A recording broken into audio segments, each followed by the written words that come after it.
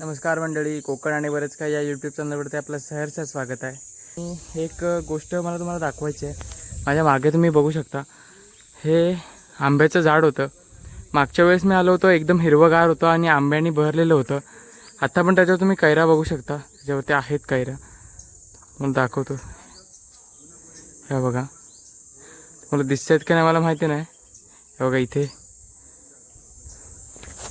तर ह्याच्यावरती कैऱ्या झाल्या होत्या आणि काय आता मला शब्द पण नाहीत बोलायला. खूप वाईट वाटतंय. म्हणजे एवढं बहरलेलं झाड असताना त्या बहरातच तो मरून जात आहे.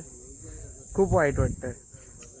तर ह्याचं कारण फक्त खतं न म्हणता कल्टर जे लोक मारतात ना.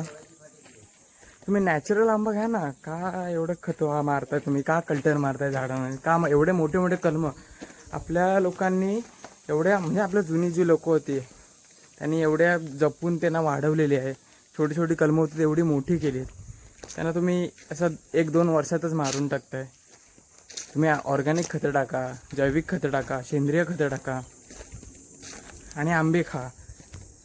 पण तुम्ही कल्टर टाकून एकदाच बहर घेताय आणि एकदाच कमवायला बघताय. चुकीचं आहे ना ते.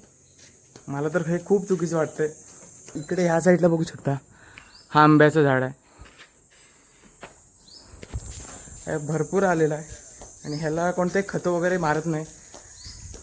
खतं न मारता सुद्धा इतकी झाड चांगली होऊ शकतात. मग तुम्ही का कल्टर मारताय? का एकदाच पीक घेताय? खूप चुकीचं आहे. तर हे तुम्हाला कसं वाटतंय मला सांगा नक्की. आणि असं नका करू. मी तर म्हणतोय, तुम्हाला चुकीचं वाटत असेल नसेल मला माहीत नाही, पण मला तर खूप चुकीचं वाटतंय.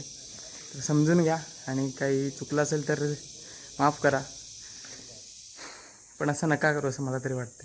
तुम्हाला काय वाटतं हे नक्की कमेंट करून सांगा. आणि भेटू आता अशाच नवीन व्हिडिओमध्ये. तोपर्यंत बाय बाय.